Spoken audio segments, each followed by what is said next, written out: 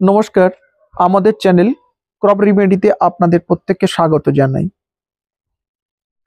পশ্চিমবঙ্গের বহু ক্ষুদ্র এবং প্রান্তিক কৃষকদের প্রিয়, অত্যন্ত জনপ্রিয় একটি প্রকল্প কৃষক বন্ধু প্রকল্প। পশ্চিমবঙ্গ সরকারের কৃষি বিভাগ প্রদত্ত যে সহায়তা প্রদান করা হয় কৃষকদের, বৎসরে দুবার আপনারা এই সহায়তাটি পান, আর্থিক সহায়তাটি পান। আর্থিক সহায়তাটি প্রদানের সর্বোচ্চ 10,000 টাকা, সর্বনিম্ন 4,000 টাকা।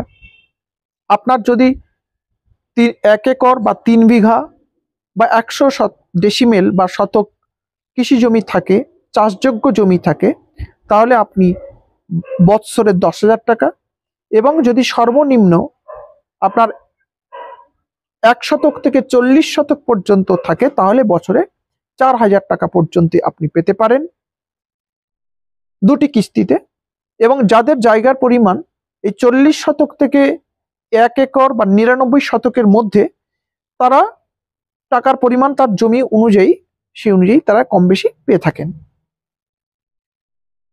বহু কৃষক অফিসে এসে বলেন যে, স্যার, আমাদের জমির একটি নতুন রেকর্ড হয়েছে বা খতিয়ান হয়েছে, বা আমি জমি কিনেছি, সেই কৃষি জমির পরিমাণটি আমার যে কৃষক বন্ধু প্রকল্পটি রয়েছে সেখানে সংযুক্ত করব কিভাবে? কেন আপনি করবেন?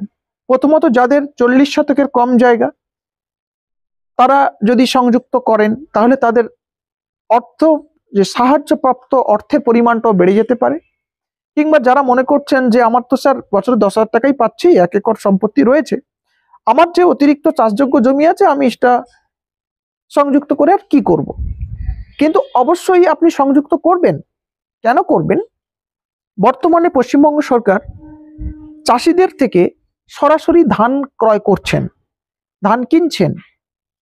সেই ধানের পরিমাণ কতটা আপনি সরকারকে বিক্রি করতে পারবেন সেটা কিন্তু নির্ধারিত হয় কৃষক বন্ধু পোর্টালে আপনার কতটা জমির পরিমাণ সংযুক্ত রয়েছে তার উপর ভিত্তি করে। সুতরাং আপনি সর্বোচ্চ 10,000 টাকা পেলেও বছরে, আপনি যদি জমির পরিমাণটা সংযুক্ত করেন, তাহলে কিন্তু ধান বিক্রির পরিমাণটা আপনার অবশ্যই বেড়ে যাবে। এই কৃষক বন্ধু জমির পরিমাণ বাড়াতে গেলে আপনাদের কি কি করণীয় বা কি করতে হবে? আপনি সরাসরি আপনার নিকটবর্তী কৃষি যে অফিস রয়েছে আপনার ব্লকে, সহ কৃষি অধিকর্তাকরণ কার্যালয়, সেখানে যাবেন, একটি সাদা কাগজে দরখাস্ত লিখবেন, সহ কৃষি অধিকর্তা সেই ব্লককে নির্দেশ করে বা অ্যাড্রেস করে, এবং বিষয় লিখবেন কৃষক বন্ধু প্রকল্পে কৃষি জমির পরিমাণ বাড়ানো। তারপরে আপনি একটি বয়ান লিখবেন। আমি আমাদের এই ভিডিওর শেষে আপনাদেরকে ওই বয়ানটা দেখিয়ে দিচ্ছি, স্ক্রিনে আপনি দেখতে পাবেন একটা ফরম্যাট, যে এইভাবে মোটামুটি লিখলে আপনার হবে। সেই সাথে সাথে আপনাকে কিছু ডকুমেন্টস দিতে হবে। আপনি যদি কৃষক বন্ধু পেয়ে থাকেন, তাহলে কৃষক বন্ধু স্ট্যাটাসটা যে কোনো কম্পিউটার দোকান থেকে বা সাইবার ক্যাফে থেকে আপনি ডাউনলোড করে নেবেন। সেই প্রিন্ট কপি সেখান থেকে প্রিন্ট করে নিয়ে সেই কপিটা দেবেন। কেবি আইডি, আপনার ভোটার কার্ড এবং আধার কার্ড দুটি জেরক্স অবশ্যই ওর সাথে দেবেন, এবং নতুন যে রেকর্ডটি হয়েছে সেই রেকর্ডের জেরক্স এর সাথে অবশ্যই দিতে হবে। সেই সাথে সাথে যার থেকে জমিটি আপনি কিনেছেন বা পেয়েছেন বা উত্তরাধিকার সূত্রে পেয়েছেন, সেই ব্যক্তির ভোটার কার্ড বা আধার কার্ড এর সাথে সংযুক্ত করবেন, এবং যে আগত খতিয়ান থেকে আপনার রেকর্ডটি হয়েছে সেই খতিয়ানের জেরক্সটি দেবেন। অনেকে প্রশ্ন করেন, স্যার, যার কাছ থেকে কিনেছি তিনি তো মারা গেছেন, সেক্ষেত্রে তার যদি মৃত্যু সার্টিফিকেট থাকে, ডেথ সার্টিফিকেট, সেই ডেথ সার্টিফিকেটের একটি জেরক্স কপি এর সাথে সংযুক্ত করবেন।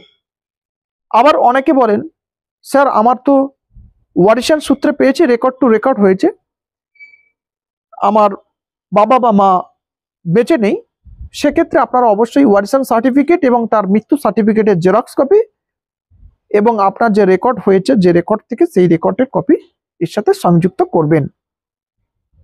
এবার আপনারা দেখুন যে কিভাবে দরখাস্ত লিখবেন, তার বয়ানটি আপনাদেরকে আমরা দেখাচ্ছি।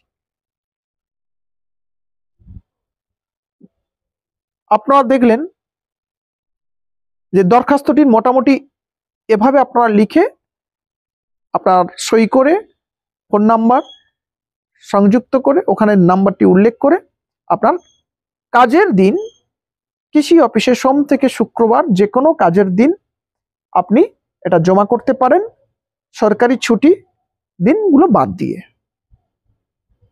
পরিশেষে এ বিষয়ে যদি আপনাদের কিছু জানার থাকে তাহলে আমাদের কমেন্ট বক্সে আপনারা লিখতে পারেন, এবং সর্বোপরি আমাদের এই প্রচেষ্টা আপনাদের যদি উপকারে লেগে থাকে, ভালো লেগে থাকে, তাহলে আমাদের চ্যানেলটি সাবস্ক্রাইব করুন, শেয়ার করুন এবং সবার মধ্যে ছড়িয়ে দিন। ধন্যবাদ।